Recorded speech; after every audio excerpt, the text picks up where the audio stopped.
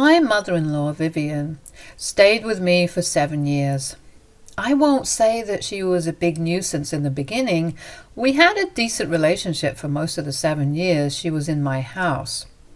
Yes, I owned the house that I and my husband Xander lived in. Vivian had moved in when she lost her job. She said to us, "If you let me stay with you, I can help you with your kids when you have them. I know that you're planning to have kids now. That would actually be very helpful, Vivian. Sandra and I both will go back to work after having kids, so we need someone to take care of our kids." "I can be that person, Maya. I am good with kids and won't even take money. Consider it a thank you for keeping me in your house rent-free." "That's a great arrangement, Mom. I think we will be happy to have you help out." That was the arrangement when Vivian moved in with us. We agreed to support her and pay for all her expenses. In return, she promised to take care of our kids. We were already planning to have kids back then, so it all seemed like a good idea. Unfortunately for us, we didn't know just how Vivian wanted to take advantage of us. 7 years passed before we were able to have kids. I found out that I had fertility issues. I got pregnant twice but lost the child mid-term. It was one of the darkest periods of my life. Vivian was of no help during this time. She criticized me a lot and told me that I was doing something wrong to lose children like that. It hurt a lot, but I was too down in the dumps to do anything about her. Vivian stayed and I just dealt with it. Finally, after 7 years of trying, we had our rainbow baby. My son was born healthy and we were all over the moon. But Vivian wasn't that happy. Initially, she showed a lot of interest and happiness, but as my pregnancy progressed, she started to get controlling and yelled at me when I didn't do things her way. Mind you, I was following the doctor's instructions to the T, but she wasn't having it. She acted like a know-it-all and spoiled a lot of precious moments in my pregnancy. As a result, our relationship also became strained. Still, I kept her around because I wanted to give her a fair chance. However, Vivian kept escalating her antics and tried to parent my son differently. She was so overwhelmed that Xander and I had to sit her down and tell her to back off. She didn't take that well and started to form her own plans. I was still at home with my newborn when she approached me with a ridiculous demand. She said, "I need to talk about something, Maya. There is going to be a change of plans here." "What do you want to change now, Vivian?" "A lot of things should be changed in this house now that you have a child. But anyway, you consider yourself a modern woman, so I know you wouldn't listen to me. But I will put my foot down on a few things." "Oh, really, Vivian? Tell me what you're going to put your foot down on." "I won't be taken advantage of anymore, Maya. I won't let you use me again." "And how am I taking advantage of you? I'm very confused right now, so you need to cough up whatever is on your mind." "Well, since you don't take my advice on how to raise your son, he doesn't feel like a grandchild to me anymore. So when I look after him, it can be considered babysitting. Since I am not going to babysit any kid for free, you need to pay up." It took me a while to figure out what my stupid mother-in-law was talking about. When I finally realized that she expected me to pay her for babysitting my child, I was honestly in shock. First of all, it was always agreed that Vivian would babysit my child for free. I mean, that's the arrangement she had when she and my husband talked about letting her move in with me. But now she was telling me that I needed to pay up. What was more concerning was her comment on my son not being her grandchild. Vivian said that she didn't consider my child to be her grandchild since I was not raising him on her advice. I said, "Let me get this straight, Vivian. Did you just say that you don't see my son as your grandchild anymore?" "Well, he is my son's child, but what relationship does he have with me when I don't even get to have a say in how he's raised?" "You are not the mother or the father, Vivian.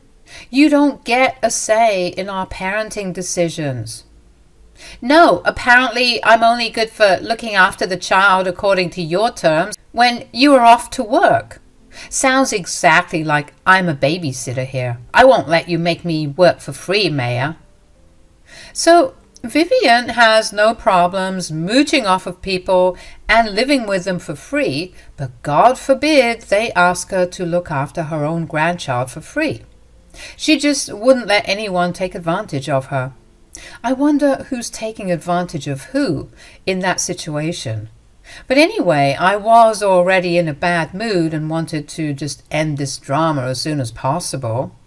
I decided to hear her out and see how much money she wanted. I said, "So you want me to pay you babysitting fees?" "Yes, I asked around and I figured out how much I should be paid for my services." "How much do you want, Maya?" "I did the maths to make sure you don't make me work for less, and by my calculations, you will pay me about $10,000 a month." Guys, she literally said that she wanted me to pay her $10,000 a month. I was seriously shocked and felt my eyes go wide. Can you imagine paying $10,000 for babysitting a newborn kid? Mind you, guys, there was literally one kid and no one else. She was charging so much for one kid, it was just bizarre.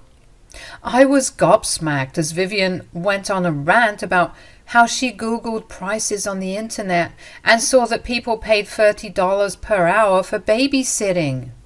Vivian also said that people with experience and expertise charge way more, so she deserves some incentives too. Guys, this woman literally doesn't have experience in babysitting. Vivian used that line because she's older and raised a son. That's it. Somehow she thought it made sense for her to ask $10,000 for babysitting her own grandchild. I was actually considering giving her some money to get off my back, but this woman was asking way more than what's normal. Vivian was acting like her logic made a lot of sense and I would just hand over the cash to her as she wanted. But I wasn't going to do that. I actually raised my voice a little and said, "You must be truly delusional if you think I would give you so much money for just babysitting. You need to give me money if you expect me to look after your child. My services are not for free." "This is literally your own grandchild, Vivian." "So what, Maya? I told you I don't consider him my grandchild anymore. You need to start paying me because I won't look after your kid for free anymore." Is that really your final answer? Think again, because I am not giving you $10,000 for just babysitting. Take it or leave it, Maya. You can find another babysitter if you will. I won't be your free labor anymore. Okay then, let me think about it. Come to me when you have made a decision, Maya. Vivian said that and walked away. I actually had to sit down a little to understand what was going on. My mother-in-law, who lived in my house for free, was actually asking me for money to babysit her own grandchild. It was just bizarre. What made things worse was that she moved into the house under the guise of helping me with my child. But now she was even refusing to think of my son as her grandchild. All of this was because I wasn't following her directions in parenting my newborn. As Vivian's words started to sink into my brain, I started to get really angry. A lot of things were going through my head, and most of them were things I should yell at Vivian for being such a moocher. She was really taking advantage of me and my husband. I thought about what I should do and came to a conclusion.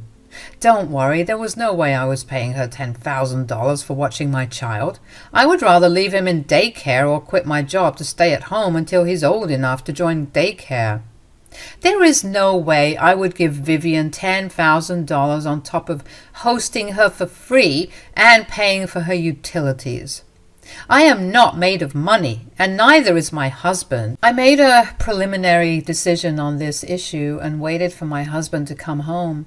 When Xander came home from work, I immediately told him what his crazy mother told me. He listened to what I said and was as surprised as I was when Vivian told me what she wanted. Xander actually sat down too, out of shock, and said, "Something is horribly wrong with her if she thinks we will shell out $10,000 for her." This is insane, Xander. Your mother has been living rent-free in my house for 7 years. She doesn't pay for anything and instead wants us to give her money. She is truly delusional if she thinks we will do what she wants. We kept her here because she wanted to look after our child. That's what I thought, Xander. She said that herself, and now she is refusing to consider our son her grandchild. Since I'm not taking advice from her, he isn't her grandchild anymore. I am beyond frustrated at this point, Xander. We need to do something.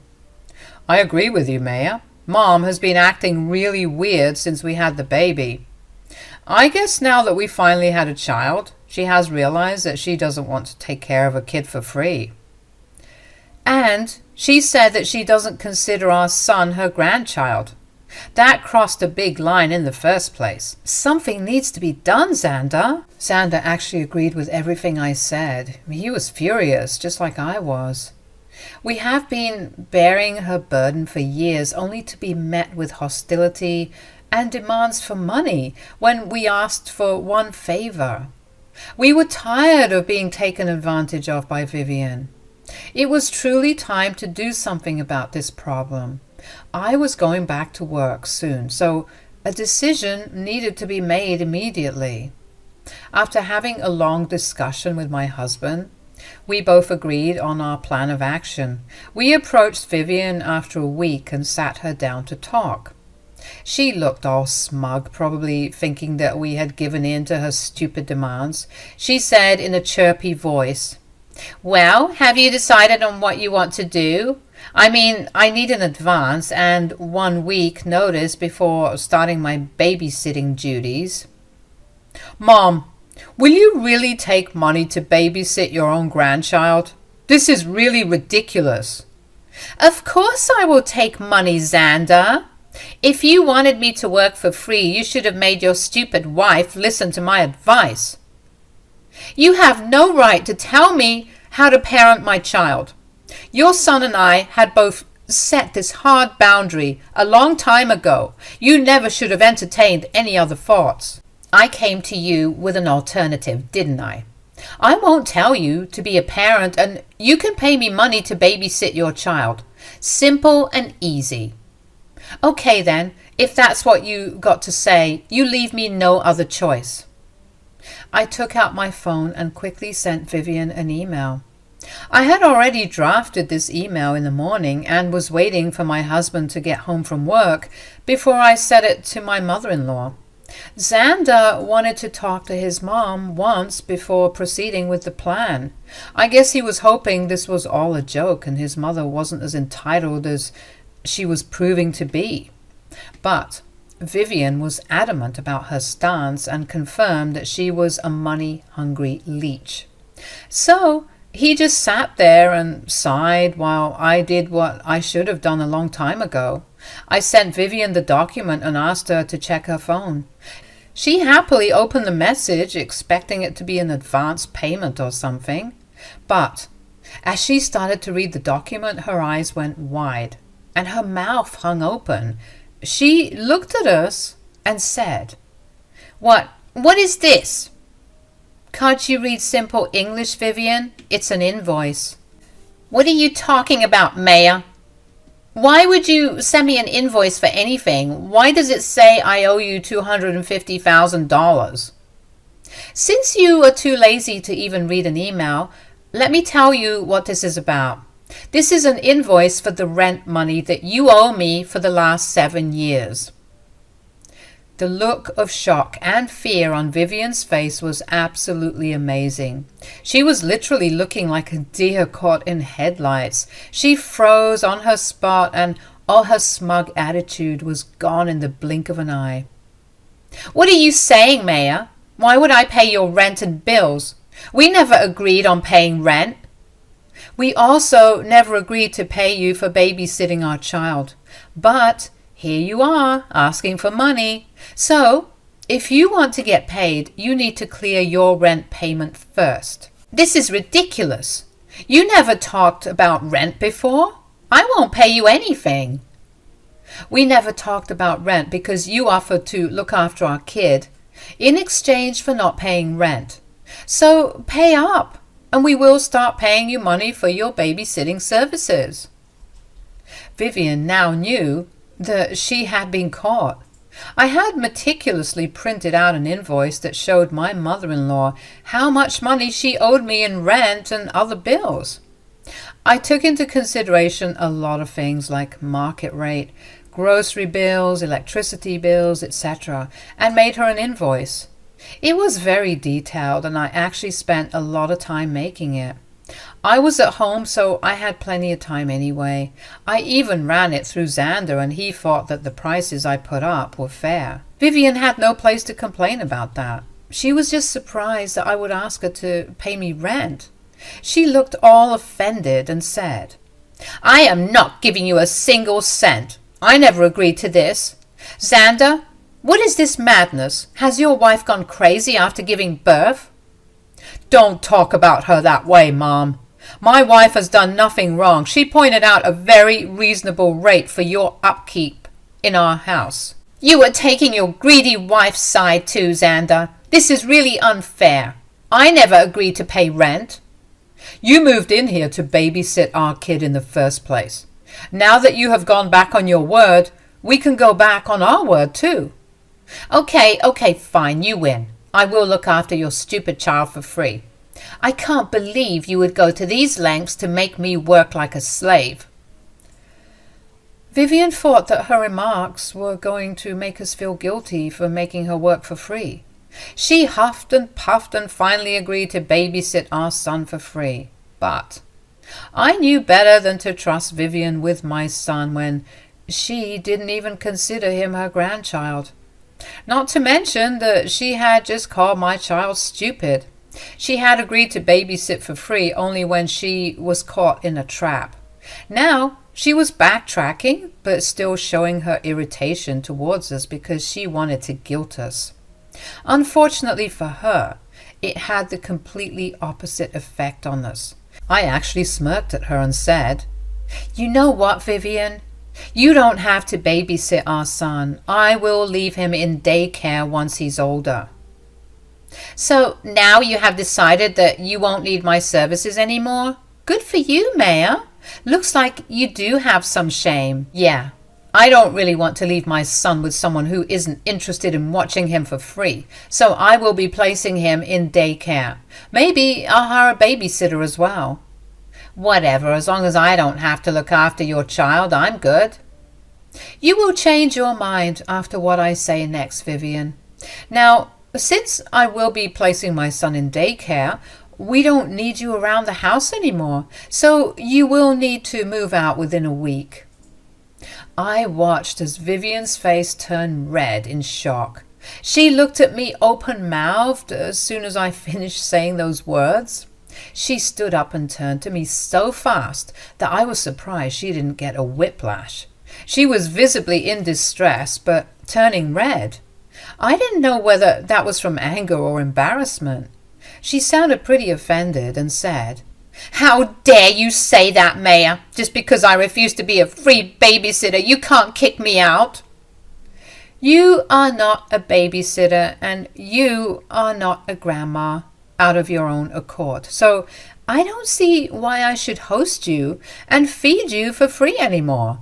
What is that supposed to mean? You agreed to let me stay here. And you have outstayed your welcome, Vivian. You also refused to adhere to your promises, so now I think it's time for you to go. Vivian was now shaking with anger and fear. She knew well that if I threw her out, she would have nowhere to go. At least not in the city. She was a little scared, but tried to cover it up. I believe she was trying to look authoritative, to pretend that she had the power. She turned to my husband when she saw that I wasn't budging. She pointed a finger at me and said to Xander, "Will you allow your wife to kick me out, Xander?" "I'm no one to stop my wife, Mom. This house is hers, and only she gets to decide who stays here." "But you are her husband, so this house is yours as well. She is bound to let me stay here if you ask her."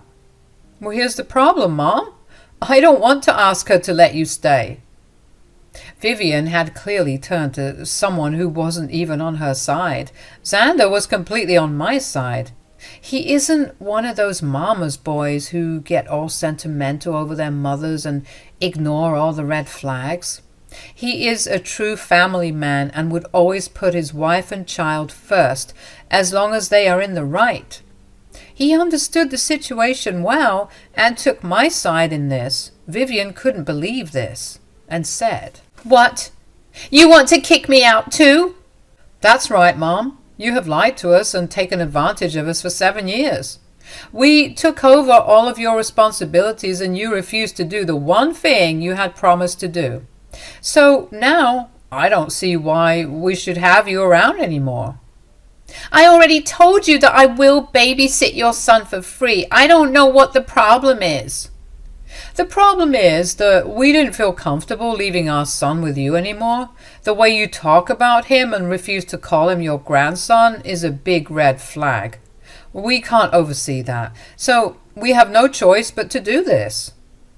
At this point, Vivian knew that no one would be able to help her. She started to backtrack and say that we were overreacting and this wasn't okay.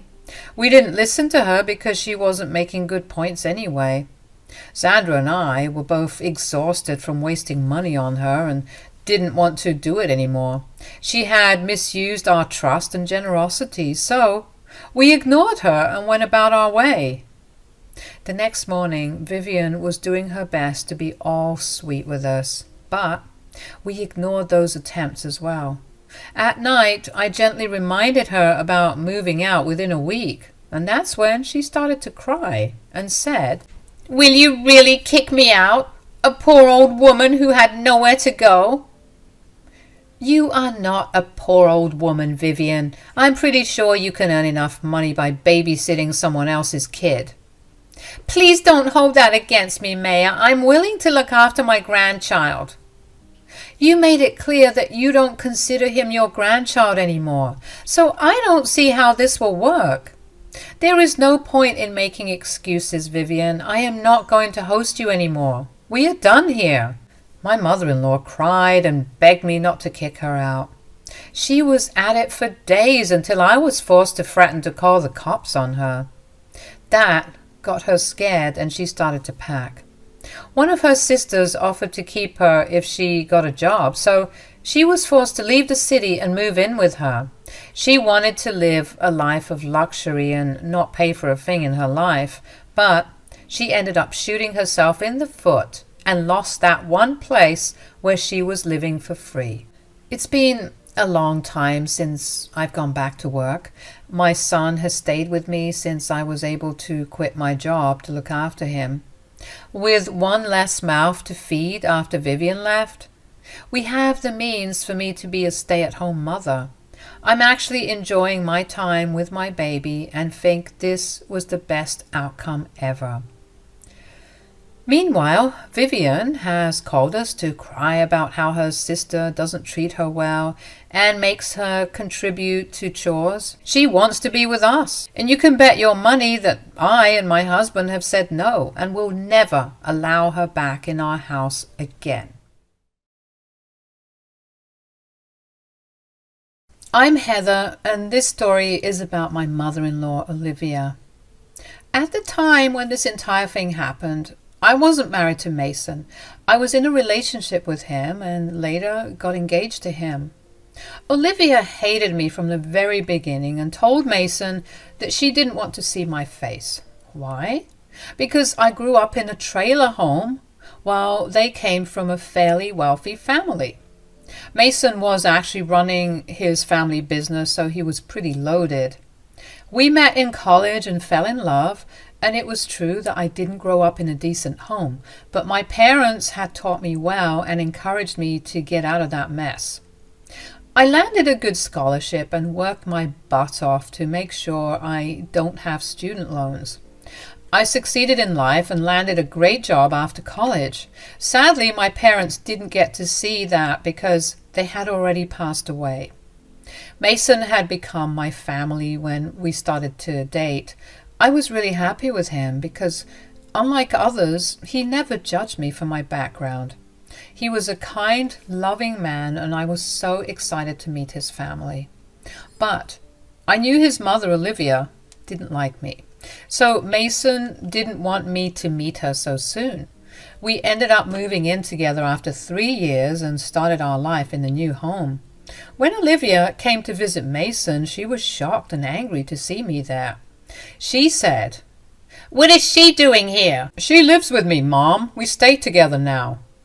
"No, absolutely not, Mason. That woman needs to go. What were you even thinking of moving in with her? I let you have fun with her, but that is it. I cannot accept your relationship, and you need to end it right now." "Well, you will have to accept it because she will be your daughter-in-law soon." "You can't be serious. She can't be our daughter-in-law, Mason." "What? Why? What's the matter, Mom?" "What's wrong, Mason? Are you really asking me what's wrong? This woman actually belongs with trash. She is not suitable for a high-class family like us." "Why are you being so classist, Mom? Heather is a great woman and anyone would be happy to have her." "I don't think anyone would be happy to have a gold digger as a wife, Mason. You should have known better than to get with trailer trash." I was taken aback and super offended by Olivia's words. She was straight up calling me trailer trash. It brought me back to my childhood when kids refused to play with me because their parents said that I wasn't on their level. I was subjected to relentless bullying because my parents couldn't afford to live in a good house. It also took me back to college where everyone would look down on me for being dirt poor. Olivia made me feel those nasty feelings again that I didn't want to feel anymore. So I stepped into the conversation and said, "With all due respect, Olivia, I might have grown up in the trailers, but I am much more than that. I have a respectable job and have done pretty well for myself. I don't know why you're trying to paint me as a homeless woman." "I am not talking to you, Heather. I don't like wasting my time addressing people beneath my status. My discussion is with Mason, so you need to keep your mouth shut." "That is no way to talk to my future wife, Mom. No matter what you do or say, she will be the one I marry. You cannot stop me." "You are making a big mistake, son. You need to listen to me and leave her. I can get you someone much better than this trash of a woman." "That is enough, Mom. You are still standing here and standing because you are my mother. If this was someone else insulting Heather, I would have done something stupid by now. You need to stop before I lose my patience." "Oh my God, Mason. I can't even recognize you anymore. Are you really my son? How can you threaten your mother for a cheap woman? I can't believe this." "You better get used to this, Mom. Heather will be my wife, and I won't think twice before putting you in your place. Either you accept her as your daughter-in-law or keep your mouth shut. Insulting my future wife is not an option." Olivia looked shocked and was red in the face from shame and anger. She really couldn't believe that her own son was defending me against her. She tried to make him take her side. Mason was adamant that he didn't want to hear any of her dumb logic. I just stood there with tears in my eyes because the past came rushing back to my brain.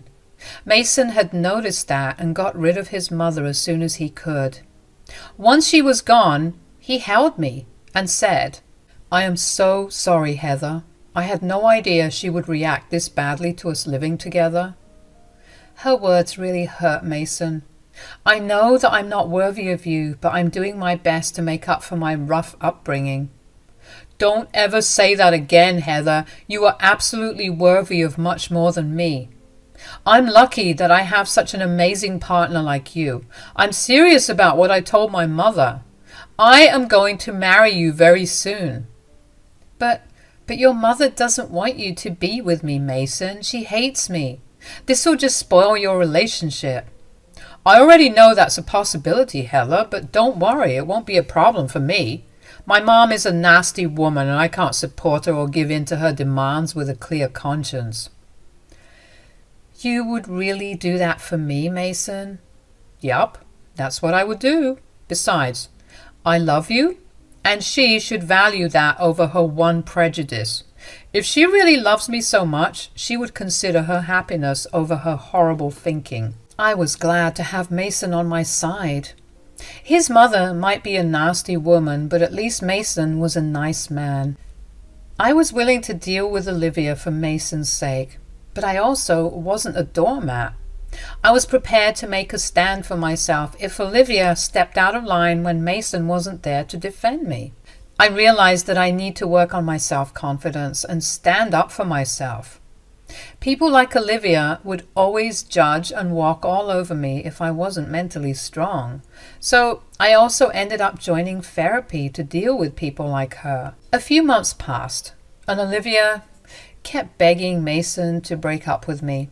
She was absolutely a cruel woman who couldn't look above her high status.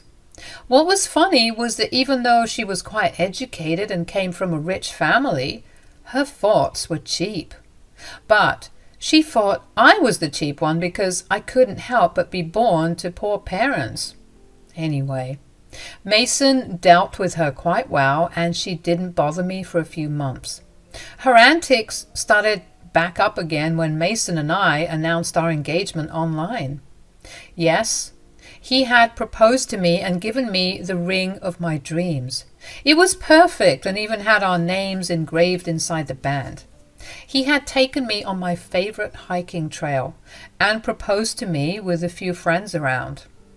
It was truly a magical experience for me. But when we finally announced our engagement, all hell broke loose. Olivia actually personally texted me to say, "You think you'll snatch my son away and I won't do anything about it? Think again, Heather." I don't understand why you're being so prejudiced, Olivia. Can't you see that I make your son very happy? I don't care how you have managed to trick my son. I will never support this engagement because you don't belong in our prestigious family. You better move away from my son on your own, or there would be consequences. Bring it on, Olivia. I tried to be nice to you despite your horrible thinking. You showered me with insults. But I kept quiet because I didn't want to destroy your relationship with Mason. But now, I will not remain quiet and let you disrespect me. Oh, I will see what you can do, Heather. You are nothing but a worthless gold digger. I won't let my son fall into your trap. I will get the family involved as well. Let's see what happens when no one is on your side. Olivia kept her promise and started to get family members involved. She told various family members that I was a gold digger and had sunk my claws into Mason. She also said I was immoral and my family was a bunch of imbeciles. She spread a lot of nasty rumors about me, and I got a variety of hate messages from family members. Not everyone believes her, though. The people who have met me and know me personally actually helped me and Mason restore my reputation. Still, a few family members told Mason that they wouldn't support our marriage or come to the wedding. Mason and I were a mess dealing with Olivia's horrible ways. We got so fed up with Olivia that we ended up not inviting her to our engagement party. It was a tough decision, but we made it after a lot of discussions. Mason and I agreed that we could not let Olivia destroy our engagement party too. So we avoided inviting her altogether. It didn't take her long to find out. In a twist of events, Olivia actually called Mason and told him that she wanted to come. Mason had put her on loudspeaker, so I heard what she told him. Olivia said, "I didn't get an invite to your engagement party, Mason. When will I get it?" "You're not getting an invite, Mom."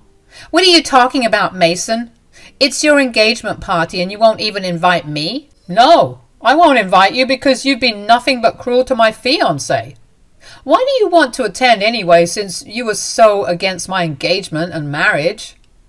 "Look, Mason, I'm sorry, okay? I want to be there for you because this is an important milestone in your life.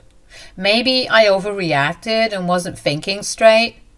"Well, you made a big mistake, Mom. It is hard for us to look past it." "Can't you give me a chance? I will try to be civil at the party. Since you have decided to marry her anyway, it's not like I can stop you. I want to make peace. Please let me come to the party." "I will discuss this with my fiancé and tell you our decision, Mom. She is the victim here, so I need her approval before I do anything." "Very well, Mason, if that's what you want. I will wait for your answer. Please don't let me down. I'm willing to have a cordial relationship with Heather. Consider that when you make your decision." After Olivia hung up on Mason, we talked about it in detail. I was a little skeptical about inviting Olivia, and so was Mason, but we ultimately decided to send her an invite. Look, she said that she was willing to be cordial, and we didn't want to deny her this chance. We could always rethink our stance if she messed up. It was our duty to give her at least one chance and see if she was willing to change. With that logic in mind, Mason and I agreed to have Olivia at the party. At that time, I had no idea about the drama that was waiting for me at the party. We sent my soon-to-be mother-in-law an invite, and she expressed her gratitude to Mason for giving her a chance. She was acting like a changed woman and even stopped spreading rumors for a while.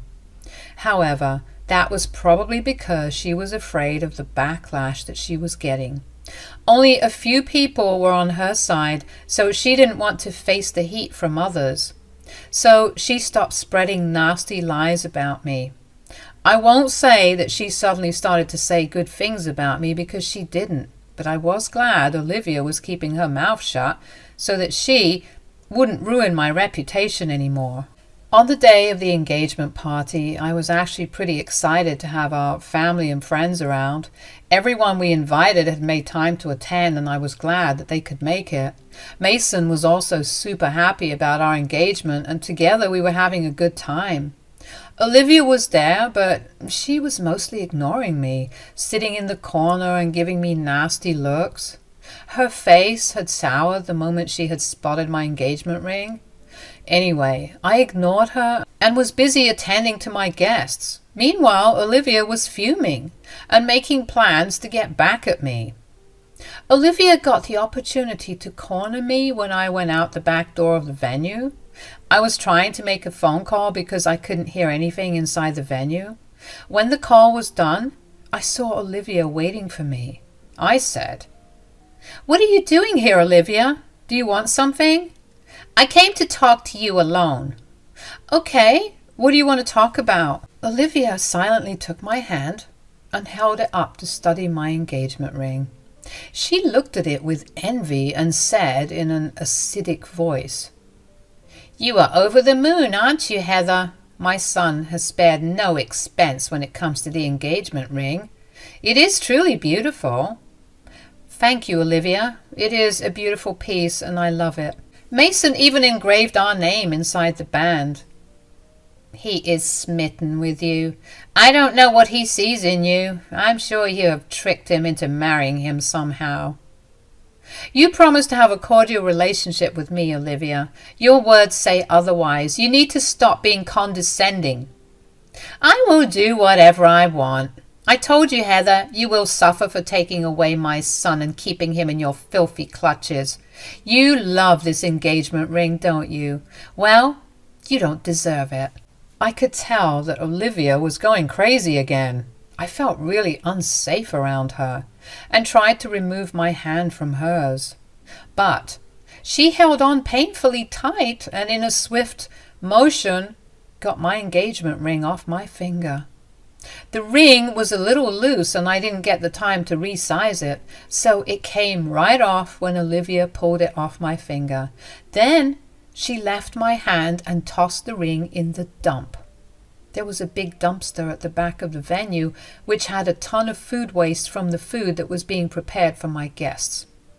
I frantically went to look into the dumpster and there was no sign of the ring. It had probably sunk into the food waste and lost to the eye. I started to get tears in my eyes when I couldn't find my engagement ring. Behind me, Olivia was laughing and said, "Oh my God, you look pathetic bending over the dumpster like that. But I must say that it suits you." "Why did you do this, Olivia? What is wrong with you?" "You don't deserve such an expensive engagement ring. Having the ring on your finger is as good as throwing it in the dump." "It wasn't some random ring, Olivia. It was my freaking engagement ring. You threw it away for nothing. How will I find it now?" "It's not my problem, Heather. Maybe you can dumpster dive. I'm sure you are already familiar with it. It won't be a problem with you." I was frantically looking for the ring as Olivia continued to laugh at me. I was crying tears of sadness while using my phone as a flashlight to look for the ring. I felt very helpless at the moment, and that's when I saw Mason coming up from the front with a worried look in his eyes. I was gone for a while, so I guess he came looking for me. Olivia had her back turned to him, so she didn't see me. I didn't bother telling her as she laughed and made fun of me. She said, "Good luck trying to find your ring, Heather. Looks like it's lost for good." "You have no idea what you've done, Olivia." "I had warned you and told you not to mess with me. You should have listened to me, but you decided to get engaged to my son anyway. I just did what I had promised. Now you won't get your precious ring back." "Is that so, Mom?" Olivia froze as Mason said this in a very angry voice. She immediately knew she had messed up. Olivia was so overcome with anger and maybe jealousy that she didn't think twice before doing something extremely stupid. She had forgotten the fact that Mason was on my side and he wouldn't let this incident slide.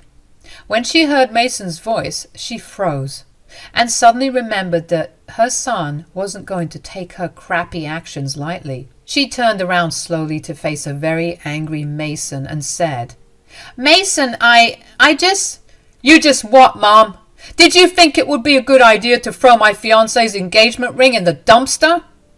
I wasn't thinking, Mason. I'm sorry. I was a little frustrated and I snapped." "You are sorry, Mother?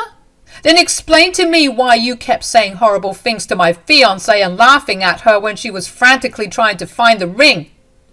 I'm sorry, Mason. I'm sorry." Olivia was a scaredy cat when it came to her son. When Mason talked to her in a hard voice and confronted her directly, she burst into tears and started to sob. I was also sobbing, looking for my ring, but Mason stood beside me and brought me away from the dumpster. He then looked at his mother and said, "Find the ring and get it out of the dumpster, Mom." "What? You want me to find the ring?" "Are you deaf, Mom? Do I really have to repeat myself again? Get the ring out of the dumpster." "No, I can't do that. I can't touch trash. My dress and jewelry would be dirty. I'm not a trash-picking woman. It's Heather's ring, so she can go get it. You threw the ring into the dumpster, so you will retrieve it." "That is impossible, Mason. I can't believe you would tell your mother to look through the trash. I have a status, Mason. You can expect me to do this?" You will do this or we are done, Mom. I will remove you from my life forever. Do you want that to happen, Mom? Olivia looked horrified when Mason told her to get my ring out of the dump. I was surprised at Mason's demand as well. It was a good punishment, to be honest, but I wasn't expecting him to be so adamant about it. Olivia was refusing to dive into the dumpster because of her prestigious name or something. It didn't matter to her that she was the one who threw my ring in the dumpster. She was just not willing to get it back. But when Mason threatened to cut her off from his life, she was shocked. She panicked and said, "You can't be serious, Mason. You can't just cut me off for a stupid ring." "You know that I do what I say, Mom. Don't test my patience." "You can't expect your mother to dive into the dumpster, Mason." "You will get the ring back or you will never be in my life again, Mom. This is your last chance to make a choice." Mason was super angry and his tone gave it away. Olivia tried to beg and plead with Mason not to make her do this. A few people came out and told Olivia that she needed to do what he said. She had been cornered and no one was on her side. She tried to make Mason show her mercy, but when she realized how serious he was, she reluctantly stepped into the dumpster to get my ring. It was funny to see her expensive dress and heels covered in garbage as she cried and tried to find the ring. After 45 minutes, she found the ring and got out of the garbage bin. Mason then made her wash it before handing it to me. I was elated to get my ring back and didn't care what happened to Olivia next. I already had fun seeing her dumpster dive after calling me trash. It was truly satisfying. But more karma was in store for Olivia. Olivia was crying and telling Mason how unfair he had been towards her. That was when Mason looked her dead in the eye and said, "I don't care what you think, Mom. I did what I had to do to make sure my future wife was respected." "You were willing to destroy your relationship with your mother over a stupid girl, Mason? How could you ever think that?" "I wasn't just thinking that, Mom. That's what I am going to do." "Wait, what? What do you mean?" "I'm disowning you, Mom. I don't want you in my life anymore." No, you can't do that. You promised you wouldn't do it if I got the ring back." "Well, you too said that you would have a cordial relationship with Heather if I invited you to the party. You didn't keep your word, so why should I?" Olivia was shocked when Mason threw her own actions back in her face. At this point, she had truly realized that she had messed up. She cried loudly and tried to hold Mason's hand. She was begging him to forgive her and not cut her off. Mason remained cold and even moved away from her. Olivia begged and begged, but nothing moved Mason. Then she turned to me and tried to beg me for forgiveness. I laughed when she said, "I'm sorry, Heather. I swear I won't do this again. Please tell Mason to forgive me. I know you are a great girl and will give me a chance." "You already got a chance from me and you blew it, Olivia. I'm not going to give you another. You deserve this." "How can you say that, Heather? I'm about to lose my precious son because of you." "These are the consequences of your own actions, Olivia. Remember how you were so happy that I lost my precious ring and couldn't get it back? Well, now you will lose your precious son, and this is all your fault," I said, and went back inside the venue with Mason and everyone. Olivia stayed outside because Mason had kicked her out of the party and told her that if she didn't leave, he would get the security involved. That was the last time I saw Olivia because Mason, my now husband, kept his word and disowned her completely. Hello guys, I'm Megan. Do your husbands have one of their annoying girl best friends?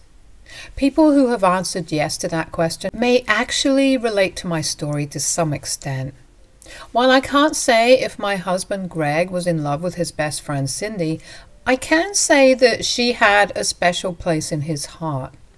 I'm not one of those overly jealous kinds of people, but I do get mad when people stomp my boundaries. Cindy was one boundary stomping girl, and sadly my husband didn't know any better. Greg and Cindy were always close, and he used to hype her up a lot when he was with me. I thought that maybe she was truly a great girl, and I was really looking forward to meeting her. As I said, guys, I'm not a jealous person, but when I met Cindy at a party and she told me something weird, I was immediately on the alert.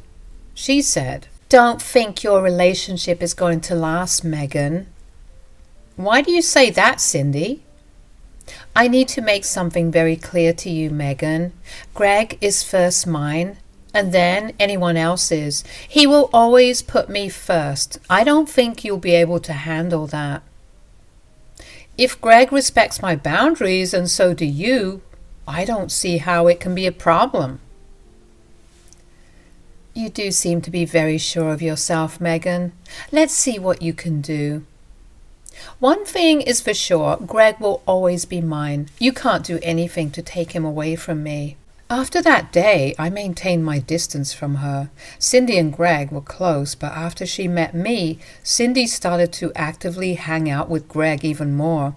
She was also an attention seeker and often called Greg for stupid things, especially when he was spending time with me.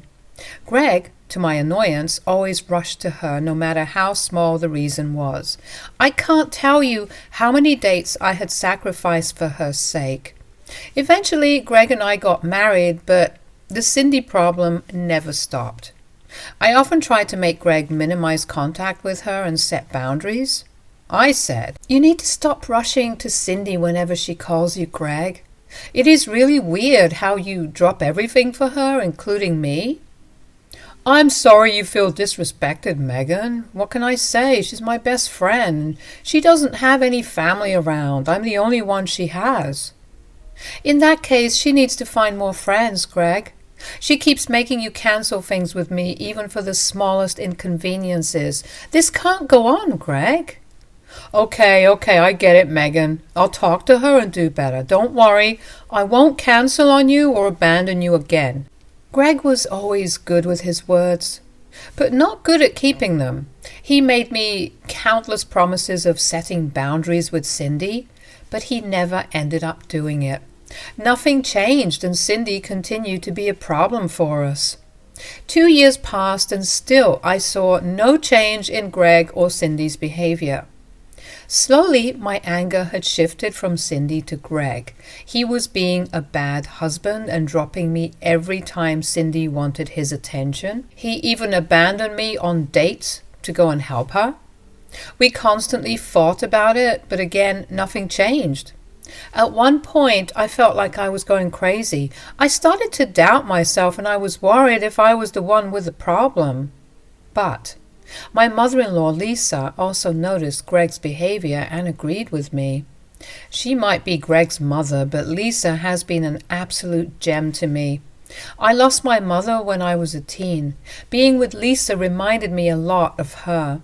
Lisa also tried to talk to Greg, but that didn't help either. At least I knew I wasn't crazy and someone was on my side. Things took a drastic turn for me one day. I had gone 2 cities over for a conference and was supposed to come back home by train. I had to take the last train home and needed to be picked up by Greg because it was unsafe that late at night. My train arrived at the station at about 2 a.m. and I called Greg to let him know that I was waiting. He said that he was already on his way. By car, our house was 20 minutes away, and that night it was snowing fairly bad, so I asked Greg to pick me up. I was alone at the station waiting for him. Around 50 minutes passed, but there was no sign of Greg. I was getting really annoyed and wondered what was taking him so long. I was also worried about him because I knew how bad roads could get when it snowed. After waiting for so much time, I decided to give Greg a call and find out where he was. He picked up the phone, and I said in a cautious voice, "Where are you, Greg? I've been waiting here for over 50 minutes. You should have been here in 20 minutes. I'll need some more time to come and pick you up, Megan." "What? Why? You need to hurry up, Greg. The snow's starting to get bad. We need to go home and shut ourselves inside." "It'll be fine, Megan. You just need to wait. I'm already on the road." "Where are you? What's taking you so long if you're already on the road? At least give me a rough idea of how much longer you need."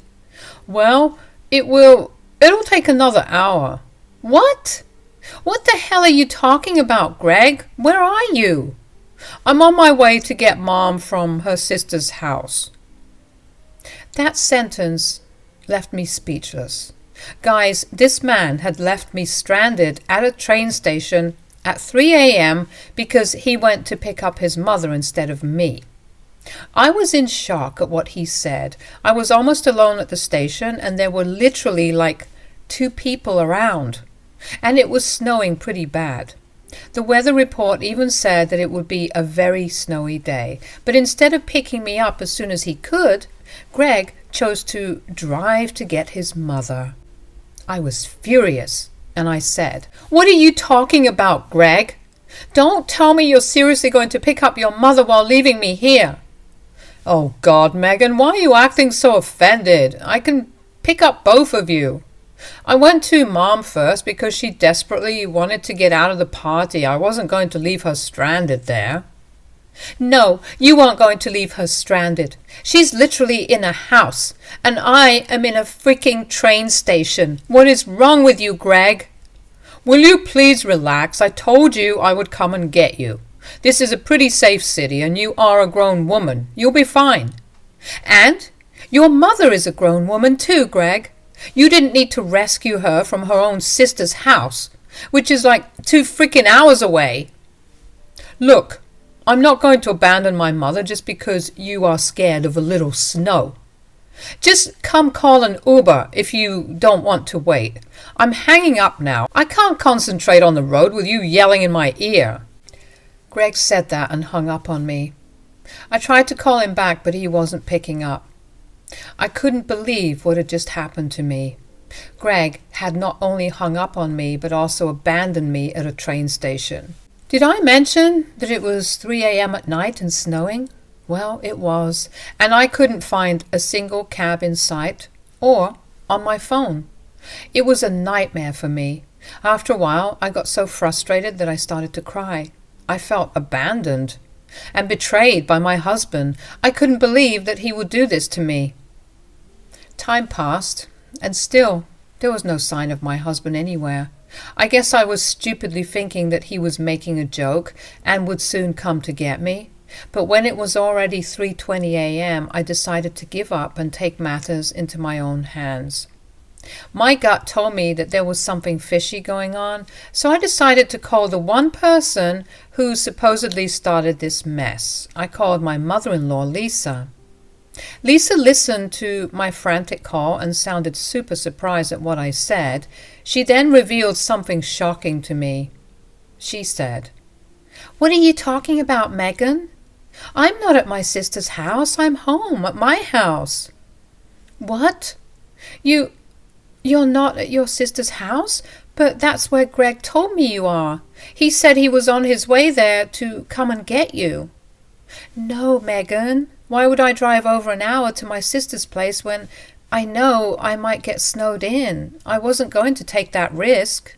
"Then why did Greg tell me that he was going to get you?" "It is clear that Greg has lied to you. He is definitely somewhere else." Oh, God, I can't believe this. "I don't know what to say, Lisa. I'm stranded at the station and the snow is getting bad. What should I do?" "Don't worry, dear. I'm coming to get you. I've got snow tires on my car, so it won't be a problem." Lisa hung up on me and came to me as soon as possible. She drove to the station and stayed there because I was a crying mess. She even brought me a coat because I said I was too cold. When I was crying, she comforted me as best she could and took me to a nearby cafe that was open. She sat with me while I cried over a glass of coffee. She said, "I'm so sorry for what my son did, Megan. I wish I had raised him right." No, it's not your fault, Lisa. It's Greg who should take all the blame. God, I just hate the two of them. I can understand what you feel, Megan. I still can't believe that he lied to you like this. You were almost freezing, Megan. Thank you so much for coming, Lisa. I don't know what I would have done. It's impossible to walk home in this weather. I wonder what was so urgent that Greg dropped you and lied to you like that. This is really suspicious. You know what? I can see his location since we share each other's phone locations. If he hasn't turned it off, I can find out where he is. I took out my phone and tried to see if I could see Greg's location. It was a long shot because Greg could have easily turned it off, but to my surprise, I was actually able to see where he was. And what I found out absolutely crushed me. He was at Cindy's place. Yes, my husband had abandoned me for freaking Cindy. I showed Lisa my findings and she was pissed as well. After another round of crying over her shoulder, I said, "This is it, Lisa. This is the last straw. He chose freaking Cindy over me again." Oh God, what the hell was he thinking? I told you, Megan, there is something fishy going on between Greg and Cindy. Did you see those signs as well? I always knew he was bad news, Lisa. I tried so hard to make Greg understand my feelings and set boundaries, but he never listened to me. My son is nothing but a stupid idiot. He doesn't know how badly he has messed up. He shouldn't be treating you this way at all. You are way better than Cindy. He always does this, Lisa. I'm tired of his behavior. Every time he makes promises that he won't do this, still he ends up choosing Cindy over me. I can't take this anymore, Lisa. I can understand that, Megan. What he did today absolutely crossed all limits. It was very unsafe for you to stay at the train station so late, and that too in this horrible weather.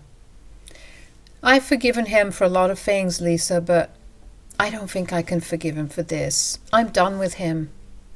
What are you planning to do, Megan? I promise I will help. He really needs to be taught a lesson. I told Lisa what I wanted to do, and she agreed with me wholeheartedly. She was a bit sad for a reason, but I assured her that our relationship won't change. She was like a mother to me, and nothing would change that. That made her a little happy, and she even gave me a hug. Then Lisa told me her own plans for Greg, which I too supported.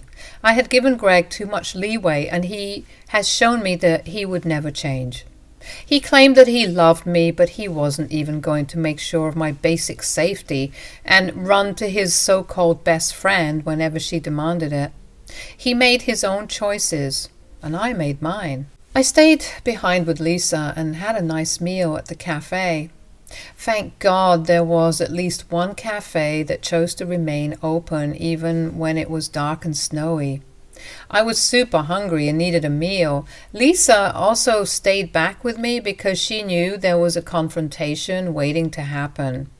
Meanwhile, 2 hours passed and soon I got a frantic call from Greg. When I picked up, he panicked and said, "Where are you, Megan? Are you still at the station?" "Yes, I am still at the station, Greg." "Okay, I'm almost here. You can come outside now." I told Lisa that Greg was almost at the station, and she gave me a wicked smile and walked me towards the car park. When Greg finally walked up to where I was supposed to wait for him, he couldn't believe his eyes when he saw Lisa with me. I saw how his face changed in shock, and soon nervousness set in. He was shaking from the cold and looked really panicked. He walked up to us and I said, "Hey, Greg, did you have a nice trip picking up your mom from her sister's house?" Well, tell me, Greg, when did I call you to come and bring me back from my sister's house?" "Even I am interested to know that now, Greg. Why did you lie? And what were you doing?" Greg had no answer. He was fidgeting and looking at the ground. Lisa and I stood there stoically while waiting for him to tell us exactly where he was. I was giving him a chance to come clean all by himself. He should have taken the chance, but he chose to lie instead. He said, in a nervous voice, "Oh, I was having some trouble with the car, so I stopped at a repair shop. I didn't tell you because I didn't want to scare you. That's it." Really, Greg? Is that what happened today?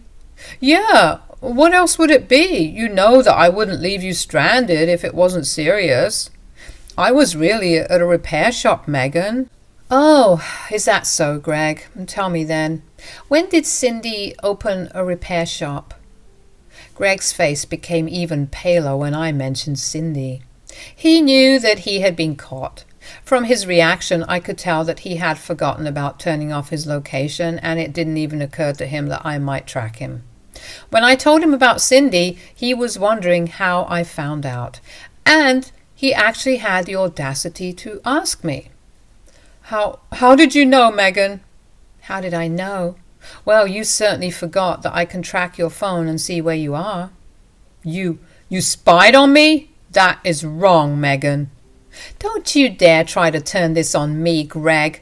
I am the victim here, not you. After you lied to me and left me stranded like this, I had to know where you were.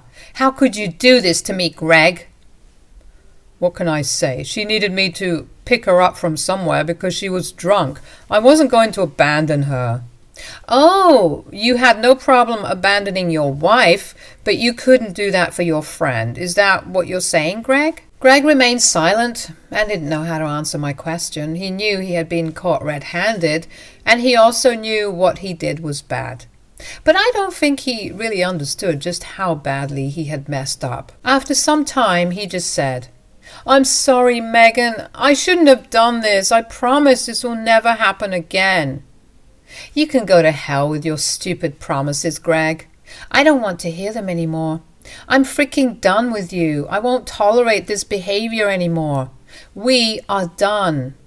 What? What are you saying, Megan? What I'm saying is that we are getting a divorce. You and I will no longer be married. No, don't say that, Megan. I'm so sorry. Let's talk about it. Don't make any rash decisions. I swear I'll never do this again. It's too late for that now, Greg. We're done.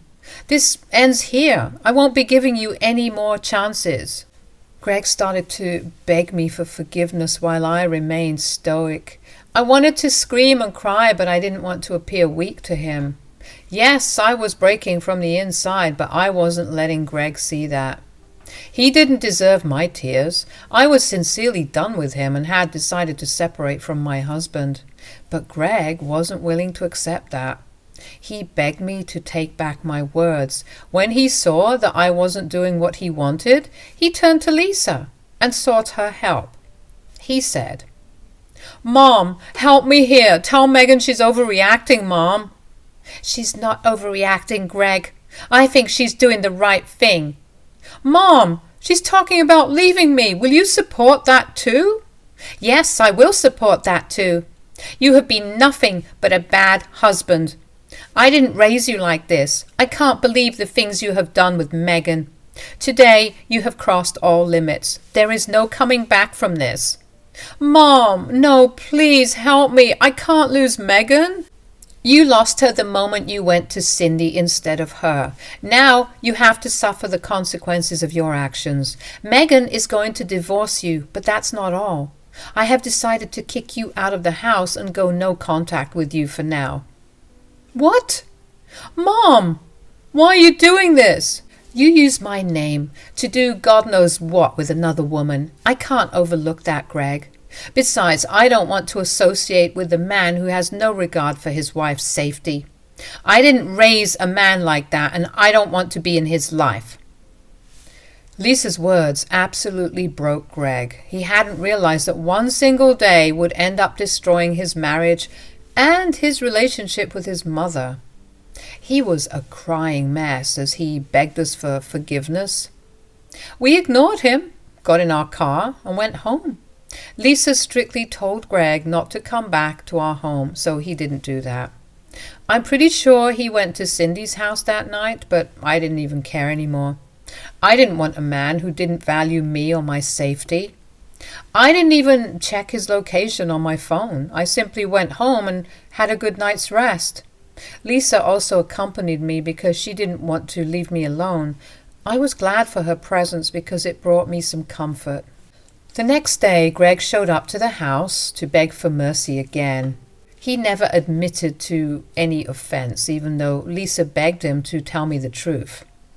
Greg maintained that Cindy was only his best friend and he didn't love her. He kept saying that he loved me and would do anything to bring me back. Too bad I wasn't falling for that crap again. I told him that we were done and he would get divorce papers soon. After hours of trying to change my mind, Greg finally collected some of his things and left. That day itself, I went ahead and talked to a lawyer to start preparing for a divorce. Lisa helped me out with that as well. Greg was served divorce papers just like I had said. He went mad for a short while and started to beg me all over again, but I stopped responding to his calls and texts. Instead, I told him that he should only contact me through a lawyer. He tried to show up at my work but got thrown out by security. He harassed me at my house for a few days until Lisa and I threatened to call the cops. In the end, he realized that no one was on his side. He had cut off Cindy from his life, but still, I didn't change my mind. Maybe he did love me because he didn't go running back to her after all. How did I know? Well, Cindy sent me some nasty texts about taking Greg away from her. That was satisfying to read and made both Lisa and I laugh. So, Greg and I are divorced now, and I haven't talked to him in a while. The last time I saw him was on the day we finalized the divorce. He looked broken and had thinned out a lot. I also got to know that he moved into an apartment on his own. Since he worked a higher paying job than me, he was giving me alimony. I was willing to let it go, but surprisingly he told me to keep it. He was acting all sad and dejected, but again, I didn't care about it at all. I went on with my life, and I'm actually still living in Lisa's house. I'm building up my savings to buy a house, so Lisa insisted I stay at her place rent-free for another year. She visits me often, and we have lots of girl time. She rarely talks to Greg and doesn't even visit him anymore. Maybe their relationship would improve later, but one thing is for sure, Greg and I are done. Hello guys, I'm Ellen. My story is about my husband who tried to leave me because I wasn't rich enough for him. You must be wondering why. Well, I'll tell you. It's not like I had magically lost my job or did something financially bad. It's just that I never went to college, so I didn't have a very high-paying job. I had a decent income, and my husband Rick knew that from the beginning. I didn't hide anything from him. Rick was someone with a high income but had lots of student loans from his college, so he and I actually had a similar lifestyle. At that time, Rick didn't think it would be a problem, so our relationship progressed as usual, and we finally decided to get married. Shortly before we got married, Rick did tell me that he wanted to sign a prenup. He said that since he had a pretty high-paying job, he had a fear that people would use him for money. He also explained that he didn't want me to be shackled with his loans, so he wanted us to have a prenup. Look, I knew I wasn't a gold digger, and I found it a little disrespectful that he didn't trust me, but I didn't deny his request. I agreed to the prenup, and thank God I did. It saved me later in my marriage. Troubles in our marriage didn't start until we found ourselves with no place to live. Our landlord told us to leave because he was selling the house, and since the housing market was horrible in our city, we had to move in with my mother-in-law, Natalie. Now, let me be very clear about one thing. My husband is the only problem here. Natalie was a cold woman who didn't care much about me, but she wasn't one of those nasty mother-in-laws you read about. She was a little annoyed that she had to host us for free, so maybe her behavior towards us was a little bad. But we managed to get along just fine. Somehow, after moving in with Natalie, my husband started to show resentment towards the fact that I couldn't help him buy a house. Since he had student loans, he couldn't qualify for a loan, and I didn't have the means to pay a down payment. So we were stuck in a bad place with very limited housing options. We still had a decent life until Natalie sprung some shocking news on us. She said to us one day, "You two need to move out of the house and find a different accommodation. I won't be able to house you anymore." "Why, Mom? What's the problem?" "I can't keep up with my mortgage payments anymore, so I have decided to sell the house. So you need to find other accommodations." "But we have nowhere to go, Mom. We can't get rent with whatever money we can spare." "That's not my problem, Rick. Since you two cannot help me with the mortgage, I would have to sell this house. I'm giving you plenty of time to come up with your own solutions." Natalie just said that and let us fend for ourselves. She didn't want us to move out immediately, but said that once she found a buyer, things would move fast. Suddenly, Rick and I were starting to worry about our housing situation yet again. He got very frustrated that night and started to blame me for his troubles. He said, "Why can't you get a better job? You earn so little, it's not enough for us." "What can I do, Rick? I don't have a college degree, so this is the best I can do." "You don't even have enough savings for a down payment on a house.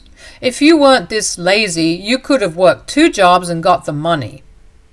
"I can't work 2 jobs, Rick. I have to do everything around the house. You don't even help." "It's not my job to help, Ellen. We have a roof over our heads because of me, and now even that will be gone. I don't know what I was thinking when I married you." Rick's words hurt, and I started to cry. We had a bigger fight, but calmed down the next day. I was really bad for both of us because I knew he was stressed. I set aside my own emotions and started to form a plan. I had made a small investment which I could break to provide a down payment on a house. I talked to some friends and they were confident that I would qualify for a mortgage. When I discovered that, I immediately began to form a plan. I wanted to get a house for me and my husband, and I knew exactly what would be the best way to get one. I had been planning to buy Natalie's house. I found out her asking price and realized that I could afford the mortgage. Actually, I had very little experience with these things and didn't realize that I would be able to buy a house. Once I was sure about my finances, I had to decide whether or not I should approach Natalie with an offer. When I had already made the decision, I contacted Natalie's agent and set up a meeting. I wanted it to be a surprise for my husband, so I didn't want to tell Natalie anything directly. So I met up with her and her agent at a cafe. She was really surprised to see me and said, "Hey, Ellen, what are you doing here? I'm here to see an interested buyer for my house. I didn't expect to see you here." "Yes, I know that, Natalie. I am your interested buyer, actually." "Wait, what?" "Yes, I want to buy your house." "What? You're saying that you want to buy my house?" Natalie looked at me like I had grown 2 heads. She had a hard time believing that I wanted to buy her house. I won't completely blame her for this reaction. My husband had always downplayed my job and complained to her that I didn't know how to save. Rick had painted a very bad picture of me to his mother. So when I told her that I would like to buy her house, she was in disbelief. I wasn't offended at all. Instead, I just calmly told her, "I have managed to save up for a down payment, and I will take a mortgage for the rest. It won't be a problem. You can also continue living here rent-free as a thank you for helping us out when we needed it." "But I don't think you can afford it. I have a hard time believing you." "Well, I have good credit score, so I can easily qualify for a loan." "Rick can't do that because his debts have crippled him, so I am the only one who is in a position to buy a house. Won't you be happier if the house stays within your family?" "Yes, that is true, Eleanor. I guess it would really be better if I sold it to you." "Think about it. Natalie, you need the money and I need a house of my own. This is like the best deal ever. All you have to do is agree to sign everything over to me. I will take care of the rest. Okay, let me think about it. Sure, you do that, Natalie, but I have one request. Can you not tell Rick about this? I want to surprise him with the house on our first anniversary. I see. Okay, then I won't tell him. I will get back to you once I think about your offer. Natalie went back home while I went to work. I was really excited to buy her house because I knew Rick would love it. He really loved his mom's house because it was big and quite spacious, so I was sure he would have approved of what I did. Besides, if he didn't like the house, he could easily buy one for himself once his credit improved. We had separate assets and the prenup also reinforced that, so he could buy another house if he wanted. I happily went back to work and waited for Natalie to make a decision. Things were normal for a few days, even though Rick was even more distant than before. I knew that he was stressed about our living situation, and that was what was making him so distant. I tried to comfort him and give him hope, but he just got mad at me and told me to leave him alone. I was a little hurt, but didn't say anything. I was still holding on to the hope that things would go back to normal once I was able to purchase Natalie's house. Even if she had said no, I would have found a different house for us anyway.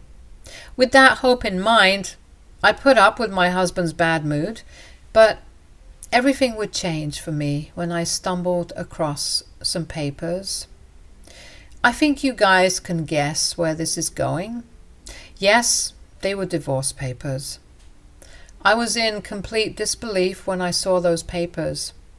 I read through every page to make sure it was meant for me, and yes, they were meant for me, but I wasn't meant to find out about it. It was hidden away in Rick's office bag. I had opened his bag to take out its lunchbox and instead stumbled open those papers. I was curious when I saw those papers because I knew they were court documents. He didn't work in law, so I had no idea why he had court documents in his bag. My mind froze, and I went into shock when I realized that they were divorce papers for us. I had no idea why he was divorcing me, but I knew that I couldn't confront him right then. I never told Rick that I knew he had filed for divorce. What I did do was snoop through his phone to find out what he was up to. I suspected that he may be having an affair, so I thought checking his phone would give me some clues. I know it's wrong, but I was desperate and it was the only way. So I snooped through his phone and found texts between him and his best friend. The things my husband wrote about me were awful. He called me useless, good for nothing, lazy, and a bad wife. Why? Because I wasn't buying him a house and didn't have the money to do so. He was mad that I wasn't some rich girl he could depend on. Apparently some rich girl was flirting with him on Facebook, which made him think that he could do better. I was shocked to see those texts and immediately knew that my marriage was over. But that didn't mean I was going to leave silently. Oh no, I was going to make my husband pay for this. That day I thanked God for making me sign the prenup. It has saved me more than it saved Rick. You want to know why? Because Natalie secretly met me the next day and said that she was ready to sell the house to me. She said, "I thought about it, Eleanor. I guess you are the best option right now. I don't have much time left anyway. I can't make next month's mortgage payment, so you need to take it up as soon as possible." "Sure, Natalie. You can draw up the papers and I will get a lawyer right away. Believe me, I do not want to wait either. The anniversary is only a few weeks away, you know." "Yeah, I remember that's why I made the decision fast. I've already told my lawyer to draw the papers. It will be in your hands soon." Yes, I bought Natalie's house anyway, guys. It was a really good house and I wanted to get back at Rick for what he was planning to do. I had made some plans of my own that were going to make him regret his actions. I was breaking from the inside because the man I loved was planning to betray me in the worst way possible.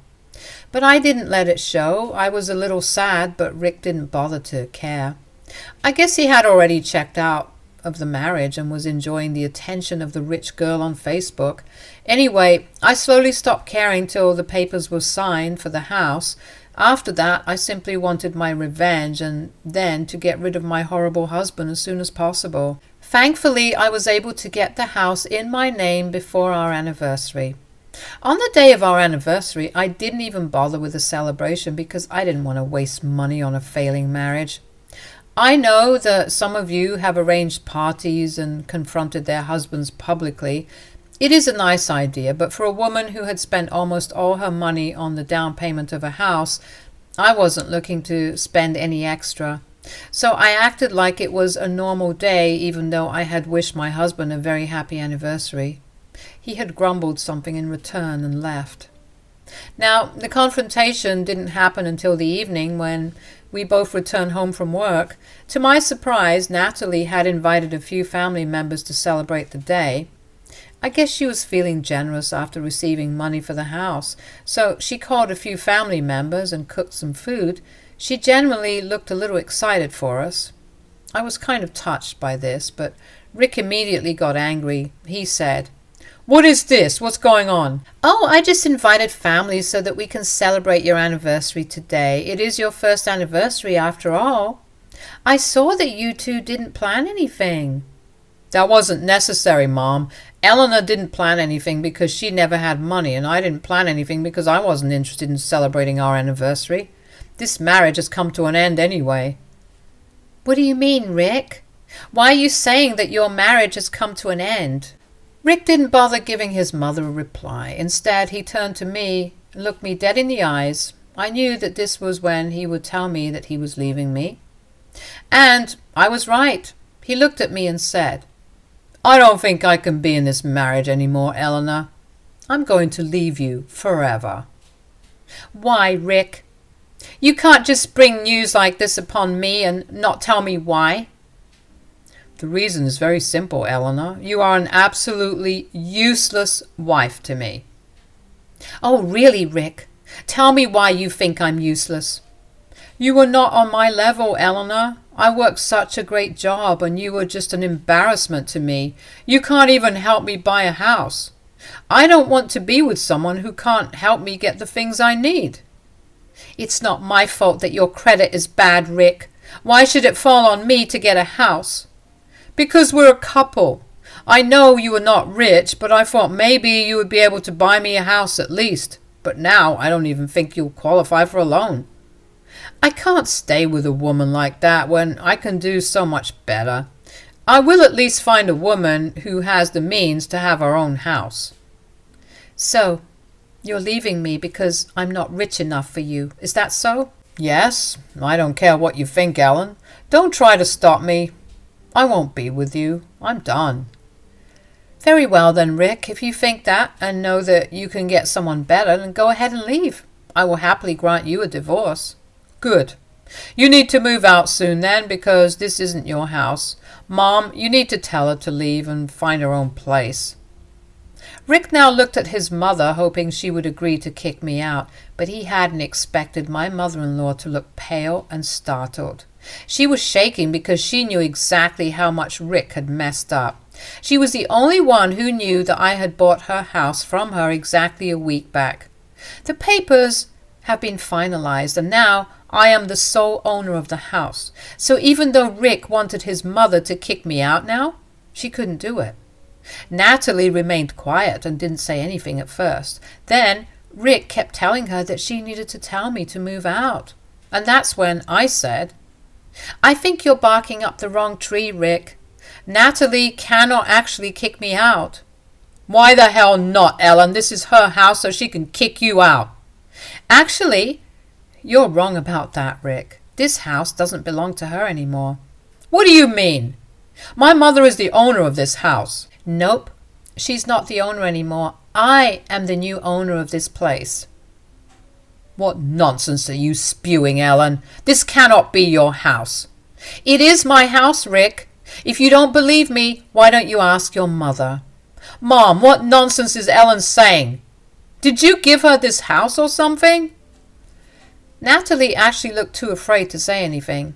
She remained frozen while the rest of her guests looked on. Rick was absolutely sure that the house was in no way mine, so he kept hounding his mother for an answer, and after a while Natalie meekly said, "Yes, it's true. This house is hers now." "What? No, that cannot be possible. Did you suddenly grow charitable and give away the house to Ellen, Mom?" "No, Rick. I don't need anyone's charity. I bought the house all by myself." "I don't believe it. You cannot afford this house. You cannot even afford the down payment." "What would you like to say to that, Natalie?" "You're wrong, Rick. Ellen has actually bought the house from me.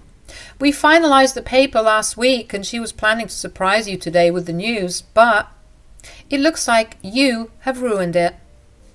Natalie confirmed what I had told Rick, and his eyes went wide with shock. He couldn't believe that I was able to save up and buy the house. He had clearly underestimated me and was proven how wrong he was. When the realization dawned on him, he immediately understood that he had messed up. He then tried to change his tune and said, "Oh, wow! That was a great surprise, Ellen. I didn't know that you were saving and planning on buying Mom's house." "I can see that, Rick. Natalie's right, though. You have completely ruined my surprise." No, we can still celebrate." "Celebrate what, Rick? Our divorce or your exit from my house?" "What are you saying, Ellen?" "You wanted a divorce, right? You will get it. I won't be in a marriage where my husband wants to leave me because I'm not rich." "Come on, Ellen. I was mad and said some stupid things. We can talk about this and get past this. The main problem has been solved already." "I don't think so, Rick. Besides, you went through all the hassle of secretly securing divorce papers. Too bad I had found them out 2 weeks ago and prepared my own papers instead." Rick looked on while I drew some papers out of my work bag. I handed him the papers and he started to see what they were about. You can tell that he wasn't happy when he saw that they were eviction papers. His hands shook, and he looked at me with tears in his eyes, and he said, Are these eviction papers?" "I thought you read what these papers are, Rick. Since you have a hard time reading simple English, let me confirm it for you. Yes, they are eviction papers for you and Natalie." "You're kicking us out, Ellen? But where will we go? Don't do this, Ellen. Let's work this out." "Don't make me laugh, Rick. You want to go find a rich girl, right? Get on with it. I'm sure she'll have a place for you to stay." "I said things out of anger, Ellen. Please, don't hold it against me. I'm so sorry. I didn't realize that you were working hard to get us a house." "Nope. This is my house, Rick. You have no claim to it now that we are divorcing. We got a prenup, remember? Thanks for that. Now I have a house to myself while getting rid of a horrible husband that was you." I said what I had to say and remained quiet. Rick absolutely went mad in panic and started to beg me to forgive him. He started to tell me how much he loved me and knew that he had messed up. Suddenly, staying with a no-rich girl was appearing lucrative to him. He was begging me to stay with him when a few days ago he was preparing for divorce. He had even made a show of tearing up the divorce papers in front of me. I simply laughed and told him that I could always file them myself, and that made him cry and fall down on the floor to beg for mercy. Natalie also joined her son in trying to convince me. To her, I was no longer an annoyance. She was really banking on the fact that I had offered to let her stay in the house rent-free. But now that her son and I are divorcing, that isn't happening. I even prepared eviction papers in her name so that she could not throw a tantrum. I got them done on the day the house was transferred to my name. Natalie knew that the only way for her to live anywhere rent-free was to beg me to stay married to her son. But sadly, for both Rick and Natalie, their wishes weren't coming true. In the next few days, Natalie and Rick continued to pester me to forgive Rick. Since family members were present when everything happened, they knew the truth about Rick. No one was willing to take them in after that. They even berated Rick for being such an evil man and left the little get-together early. Now that Rick's own family has turned their backs on him, he begged me for mercy. But he wasn't going to get any. I simply ignored them and kept reminding them that they had a month to move out. Rick and I got divorced no matter how hard he tried to stop it, and Natalie and Rick had to also move out of my house once their 1-month grace period was up. They tried their best to convince me, but I wasn't moved. Rick and I went for a mutual divorce because Rick couldn't afford to contest me in court. Since we had a prenup, the divorce was fairly smooth, and I kept the house and got no alimony. Rick kept his debts, but ended up homeless. He and his mother had to get an apartment together to save money. From what I have heard, neither of them are doing very well. I don't have any pity for Rick, but sometimes I feel bad for Natalie, who isn't as bad as him. Anyway, I have a house now and can finally live a good life without having a husband who constantly demeans me. Hello there, people. Allow me to introduce myself. I'm Mary and my husband is Aidan. He is the absolute love of my life, and I want to make it very clear that he is not responsible for his mother's annoying behavior. Aidan is a decent man and loves me a lot, so I don't want to blame him for anything, and I request you guys not to do that too. So, Aidan's mother, Violet, is a very weird woman. I never thought she hated me, but definitely had some issues. From the very beginning, she had some sort of competition with me because we worked in the same field. She also seemed to be jealous of the fact that I have a college degree, but she doesn't. Before I married Aidan, we rarely saw Violet, so her behavior wasn't a really big problem. But as we moved to her small town after she got suddenly ill, a lot of things changed. I could clearly see what a big show-off Violet was. She was constantly telling everyone about her high-paying job and rubbing her wealth in her face. When we first moved in, she made fun of me for having a low-paying job. She said, "It's so sad that you had to settle for a low-paying job. I understand that not everyone is qualified to work a high-paying job." I did have a high-paying job, Violet. I had to leave it because we moved here and the position wasn't remote. That's why I took a pay cut and settled for a lower-paying job. Whatever you say, Mary, it's just that you have a fancy degree and all and still can't earn well. You should learn something from me. I live in a small town too and have one of the highest-paying jobs here. I don't make excuses, Mary. I actually get what I want. Violet continuously made fun of me and rubbed her wealth on my face. I too belonged to a fairly well-off family but didn't like people knowing that, so Violet never knew that I had more money than her. Anyway, I was at a very bad place in my life because I had to sacrifice a good job and move to Violet's town. When the woman we moved for became the problem, my mental health took a hit. I constantly felt like a failure because I couldn't find a suitable job in the town. So Violet's comments really hurt me. Aidan had tried to talk to his mom and make her change her behavior, but nothing worked. She continued flaunting her wealth and rubbing it in her face that she had a better job than me. A year passed and nothing changed. I was still stuck in my old position and had no other job that was suitable for me. I was growing frustrated, but there was nothing I could do. During that time, an unexpected thing happened that changed my life. But before I tell you what happened, you need to know about this exchange I had with Violet at one of her parties. Let me tell you guys, Violet loved to party and often invited ladies around town to her house. Aidan and I were also invited, but we didn't attend all the time. The last time Aidan dragged me to the party, convincing me it was fun, it was the entire opposite of fun. He reached the party, and as usual, Violet paid very little attention to me. I kept to myself, but joined the conversation when they talked about something other than Violet's job. But the topic went back to Violet's job, and she started to flex the fact that she had a high-paying job in our small town. I was dreading this discussion because I knew Violet would find something snarky to say to me again. And I was right, guys. Violet started by saying, "So the company is being taken by a new owner.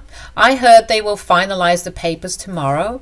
You know how I'm friends with the CEO, so I get all the information firsthand. I also heard some rumors about me getting a promotion once the new management is in place." "It would be nice if the new owner promoted you. You are already working in a good position, so they might want to promote you after the new owner takes over the company." "I am actually sure that will happen, Aidan. I have been talking to the past owner, and he said that he would put in a good word for me. I'm sure he'll ask the new owner to make me a CEO. Won't that be great?" "I'm sure it would be great, Mom. You'll be a top employee in the company. That's what you always wanted." "Don't you have anything to say about this, Mary?" Violet turned to me with a smirk on her face and intentionally targeted me out of the blue. I was keeping out of the conversation because I knew who was taking over the company and didn't want to reveal it to anyone. So I kept quiet and didn't join the conversation. But Violet would not lose this opportunity to try and humiliate me. So she directly questioned me. Aidan immediately looked nervous because even he knew that his mother was intentionally doing this. He was already embarrassed and his face turned grim. I simply smiled at Violet and attempted to keep the conversation light by saying, "I'm very happy for you, Violet. I'm sure your work performance will help you get a nice promotion. We will have a big celebration when that happens." "Oh, you don't have to act so innocent, Mary. I know you're jealous of me." "Excuse me? What are you talking about, Violet?" "You think I don't notice anything, Mary? I've seen how you look annoyed and dejected when I talk about my work.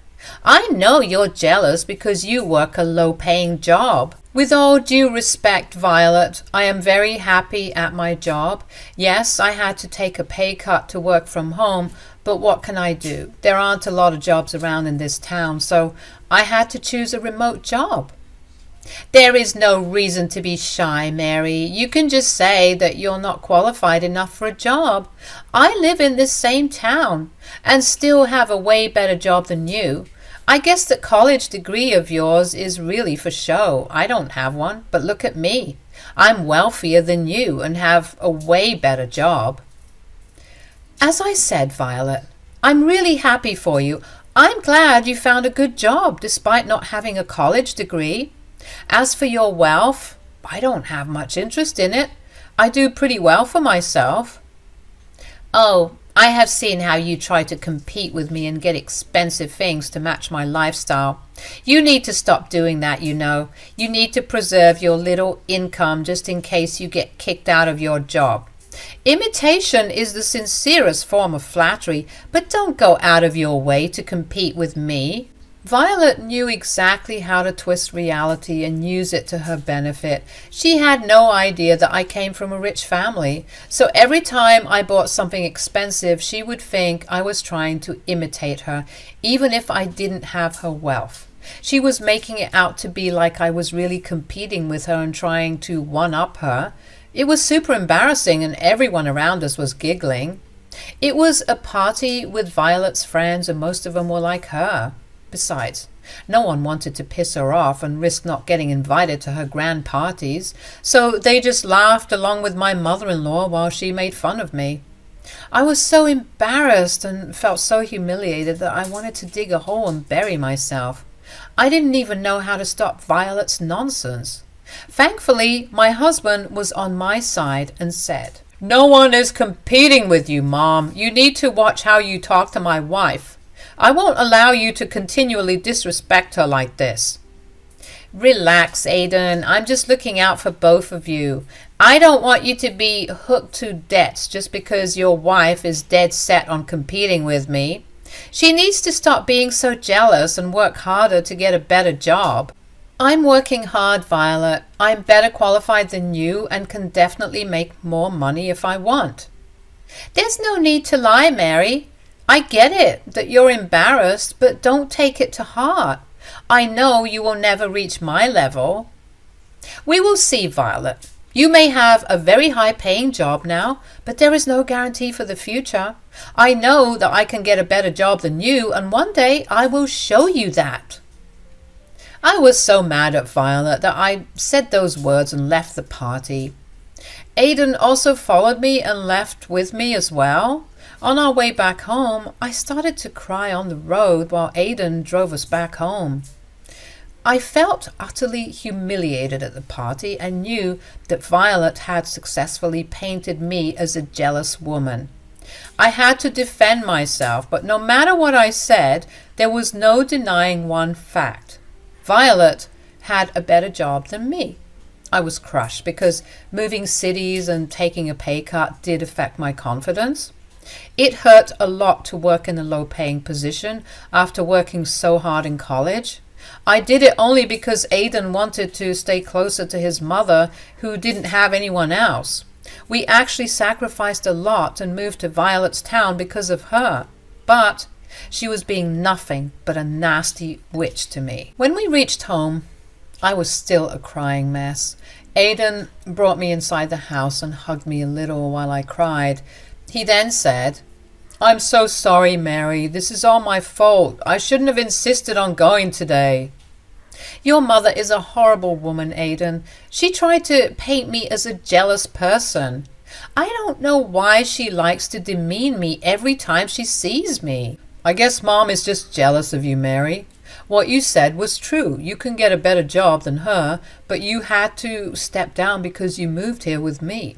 She's also jealous because you were smarter and actually went to college. It's something she is scared of anyway."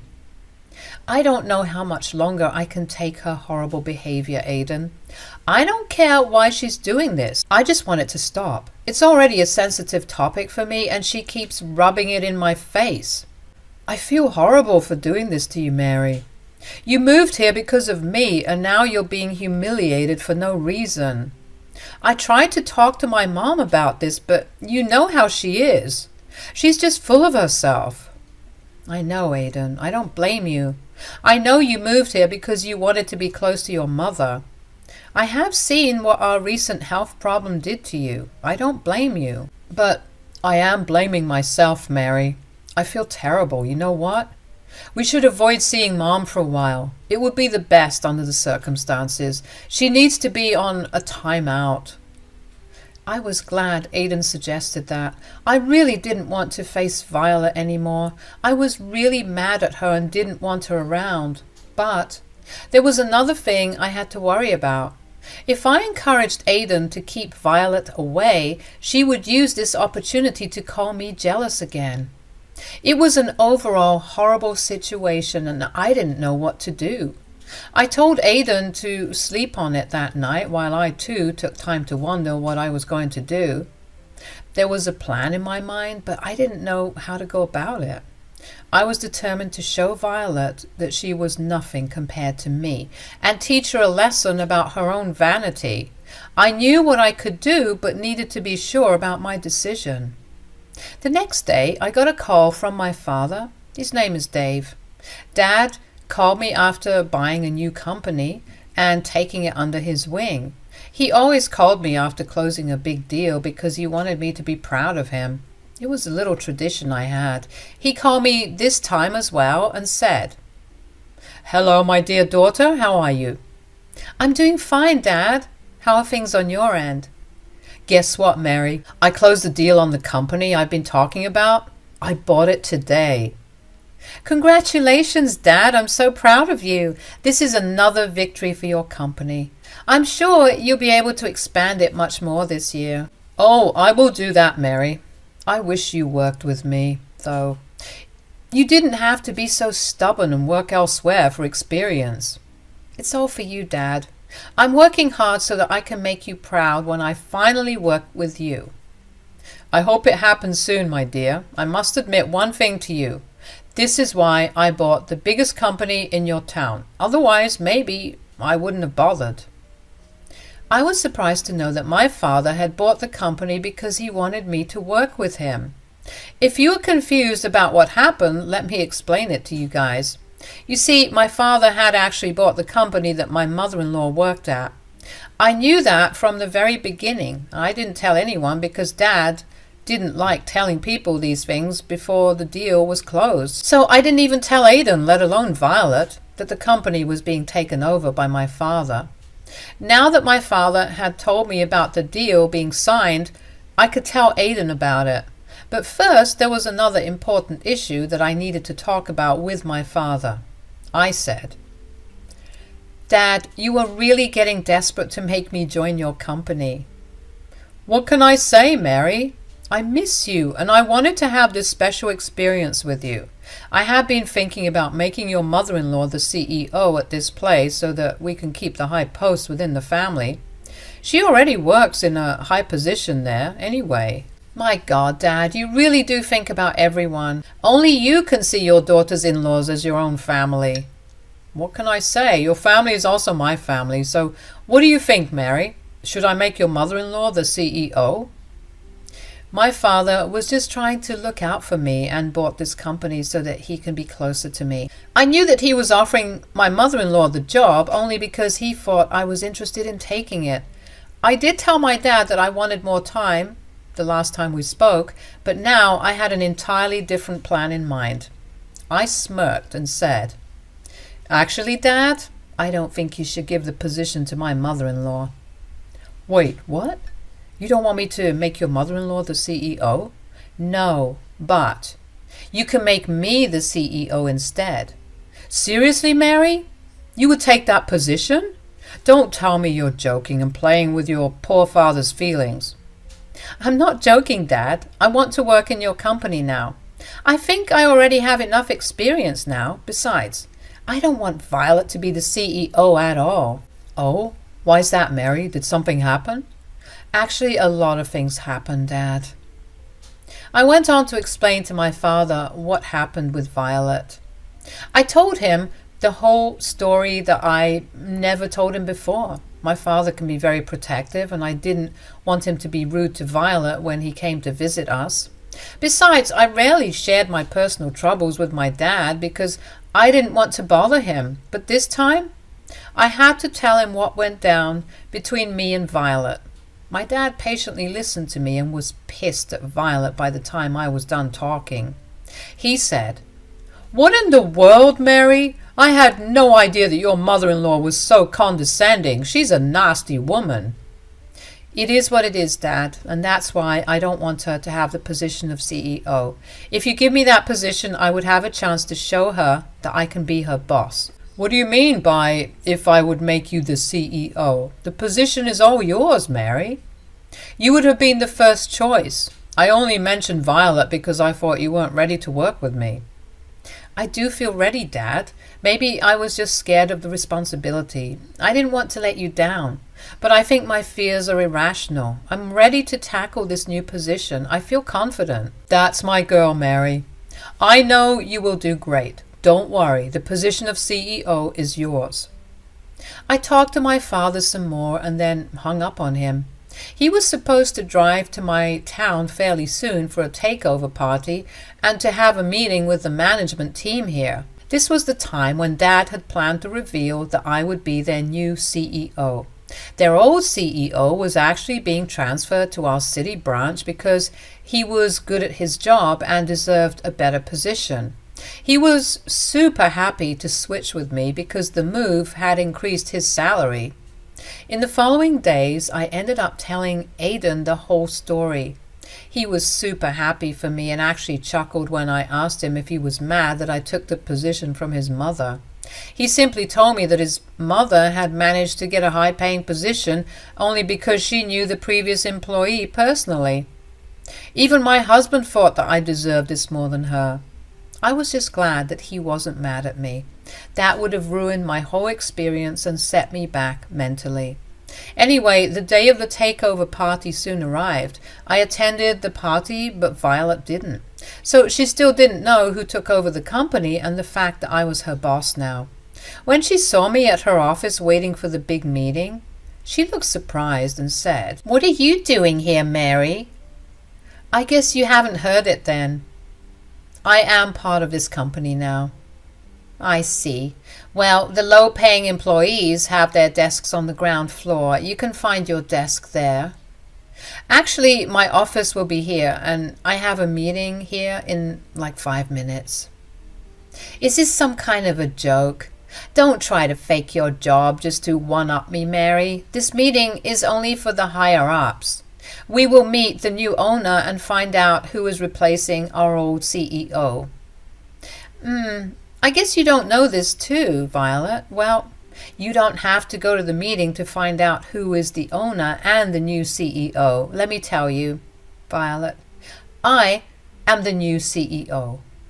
"What? No, that is impossible. You can't be the new CEO." "Why not, Violet? I'm more qualified and even have some experience. Besides, the owner is actually my father, so it's natural for me to be the CEO." "Are you telling me that this company belongs to Dave? That is impossible." "Nothing is impossible, Violet. You like to flaunt your wealth, but not everyone is like that. My family is actually pretty well off and owns several companies. I never worked there because I was collecting experience from other companies, but thanks to you, I got the push to finally do what I need to do and become the new CEO here." No, this can't be true. These are lies." "I told you that one day I will get a better job than you." "Looks like I did it, Violet. Now, you can go cry to someone else and try to tell them how they are insecure and jealous of you." Violet opened her mouth to say something, but she was cut off when my father entered the room with other employees. He poorly greeted Violet while she stared at him in disbelief. She looked like she was about to pass out. Dad swiftly ignored her and started the meeting. When he finally introduced me as the new CEO, Violet's eyes went wide. She eyed me in envy, and whenever I was not looking at her, she even left the party soon after and didn't stay long. I guess she was embarrassed because her words had come back to bite her. I became the new CEO of the company Violet worked at. She had a hard time having me as a boss too. She was actually not a very good performer and was only in the company because of the previous owner's friendship. When I took over, I gave her several warnings to improve her work. She went crying to Aidan and said that I was bullying her. When she explained to him why I had scolded her, Aidan sided with me and told Violet that she was being unethical and wasn't doing her job well. In the end, after multiple mistakes, I had to demote her. She wasn't happy about it and cried to everyone, but now no one wanted to go against me because I was the most respected woman in the company. Eventually, we settled in pretty well in the small town. In a twist of events, Aidan and I ended up going in low contact with Violet after she continuously blamed me for demoting her. We tried to explain our reasons, but she didn't listen. In the end, this, along with her previous behavior, made us have low contact. Aidan is the one who checks up on her sometimes, but even he is put off by Violet's behavior. We are now planning to move cities after 4 years once Dad's company is making good progress here. Then we would be moving to my dad's city so that I could take over his main branch. Violet found out and is throwing a massive tantrum right now. Thankfully, even Aidan isn't listening to her anymore.